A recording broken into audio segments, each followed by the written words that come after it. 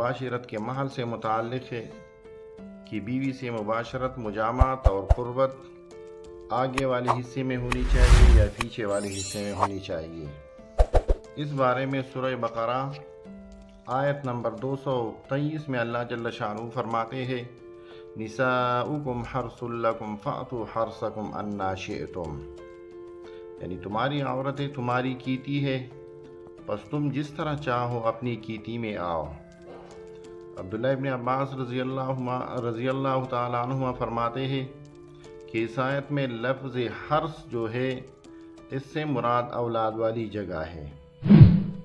मतलब ये कि जैसे चाहो आगे पीछे से मुबाशरत कर लो, लेकिन दुखूल सिर्फ शर्मगाह और फ़र्ज ही में होनी चाहिए, यानी आगे वाले हिस्से में, जैसे कि अहादीस से साबित है।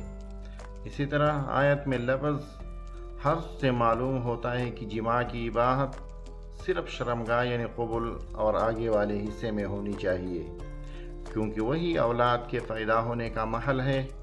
जिस तरह ज़मीन नबातात की उगने की जगह है, इसी तरह यहाँ इंसान की अफज़ाइश नस्ल के लिए रहीम में डाले जाने वाले नुतफ़े को ज़मीन में बोए जाने वाले बीज से तशबीह दी गई है, और दोनों में क़द्र मुश्तरक जो है वो मादा है।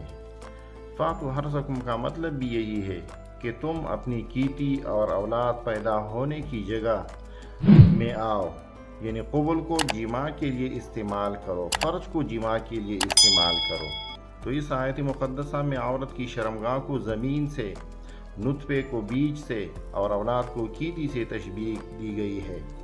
सलफ़ सालिहीन, सहाबाए किराम, ताबिईन और अइम्मा मुज्तहिदीन का इस बात पर इजमा है कि बीवी के साथ जिमा और क़ुर्बत सिर्फ आगे वाले हिस्से में होनी चाहिए, और बीवी के दुबर और पीछे वाले हिस्से में जिमा करना हराम और नाजायज़ है। लिहाजा बीवी से क़ुर्बत, बीवी के साथ मुबाशरत सिर्फ और सिर्फ आगे वाले हिस्से में होनी चाहिए। पीछे वाले हिस्से में जिमा करना, क़ुर्बत करना, ये बिल्कुल हराम और नाजायज़ है।